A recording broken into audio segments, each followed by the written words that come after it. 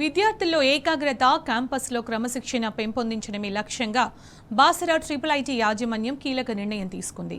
ఇకపై తరగతి గదులు, పరీక్ష కేంద్రాలు, లైబ్రరీలు, క్యాంటీన్లలో సెల్ ఫోన్ వాడకాన్ని నిషేధించింది. ఈ మేరకు యాజమాన్యం ఓ సర్క్యులర్ కూడా జారీ చేసింది. విద్యార్థులు మొబైల్ ఫోన్లను ఎక్కువగా వినియోగించడం వల్ల చదువుపై శ్రద్ధ తగ్గుతోందని, వారిలో పరధ్యానం పెరుగుతోందని బాసర ఐఐటి యాజమాన్యం ఆందోళన వ్యక్తం చేసింది. డిజిటల్ ప్లాట్ఫామ్లు దుర్వినియోగం అవుతున్నాయనే కారణంతోనే ఈ నిర్ణయం తీసుకున్నట్టు అధికారులు పేర్కొన్నారు. మరోవైపు బాసర ఐఐటి యాజమాన్యం సెల్ ఫోన్లపై నిషేధాన్ని విధించడం పట్ల విద్యార్థులు మండిపడుతున్నారు.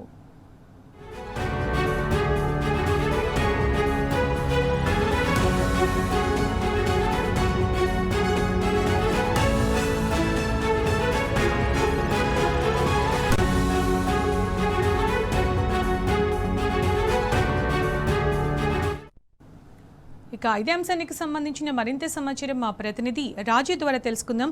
రాజు, బాసర ఐఐటిలో క్యాంపస్లో క్రమశిక్షణ కోసం అంటూ సెల్ ఫోన్ల వాడకంపై నిషేధం విధించినట్టు తెలుస్తోంది కదా, అప్డేట్స్ ఏంటి రాజు?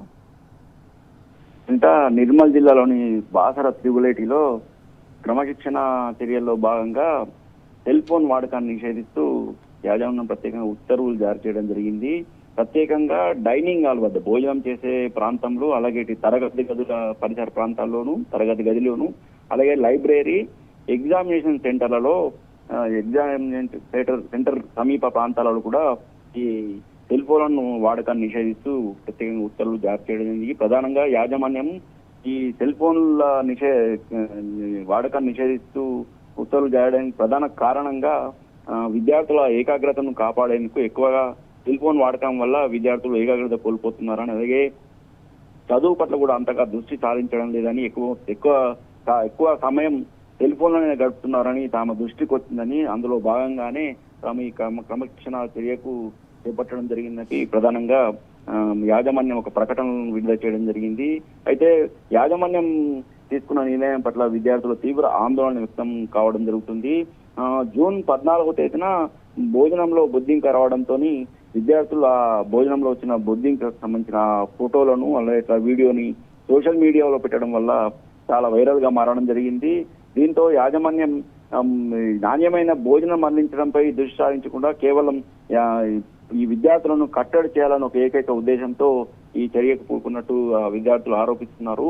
అయితే గతంలో కూడా అనేక సార్లు కూడా గత 10 ఏళ్ల కాలంలో కూడా ఐఐటిలో అన్నంలో పురుగులు రావడము, అలాగే ఇటు బొద్దింకలు రావడము, అలాగే ఇటు నీళ్లలో తప్పలు రావడము, అలాగే ఇటు బల్లులు కూడా కనిపించిన పరిస్థితులని, ఇవన్నిటిని కూడా తాము మొబైల్లో చిత్రీకరించి యాజమాన్యం దృష్టికి తీసుకొచ్చామే తప్పితే తాము ఏదో సోషల్ మీడియాలో పోస్ట్ చేయాలనే ఉద్దేశంతో చేయడం లేదని, అలాగే మొన్న జూన్ 14వ తేదీన కూడా భోజనంలో బొద్దింక రావడంతో అధికారుల దృష్టికి యాజమాన్యం దృష్టికి తీసుకురావడానికి మాత్రమే తాము ఫోటో దించి అక్కడ వీడియో చిత్రీకరించి యాజమాన్యానికి దృష్టికి తీసుకురావడం జరిగిందని.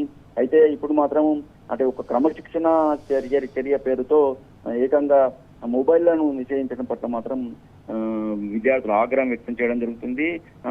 ఇప్పటికే గత 3 ఏళ్ల కాలం నుంచి కూడా తాము ఈ ఐఐటిలో ఎదుర్కొన్న ప్రధాన సమస్యలతో పాటు నాణ్యమైన భోజనం అందించాలని, అలాగే నాణ్యమైన వాటర్ అందించాలని,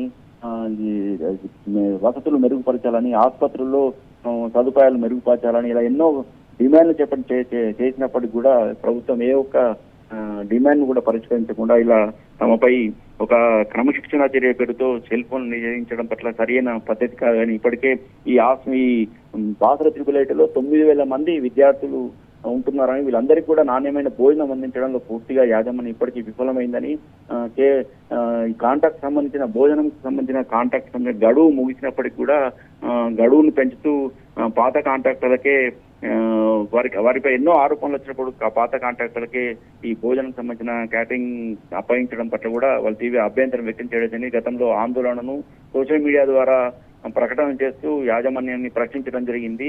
అయితే ఈ ప్రశ్నిస్తున్న తరుణంలో యాజమాన్యం ఈ నిర్ణయం తీసుకుని క్రమశిక్షణ పేరుతో ఈ సెల్ ఫోన్ నిషేధించడం పట్ల మాత్రం విద్యార్థులు తీవ్రంగా అభ్యంతరం వ్యక్తం చేస్తున్నారు. ఇప్పటికైనా యాజమాన్యం ఇది అనేక ఈ ట్రిపుల్ ఉన్న అనేక సమస్యలను పరిష్కరించడంలో పూర్తిగా విఫలమైన ఇప్పటికైనా సమస్యలను పరిష్కరించే దిశగా యాజమాన్యం ఆలోచన చేయాలని విద్యార్థులు ముఖ్యంగా ప్రధానంగా యాజమాన్యాన్ని డిమాండ్ చేస్తున్నారు.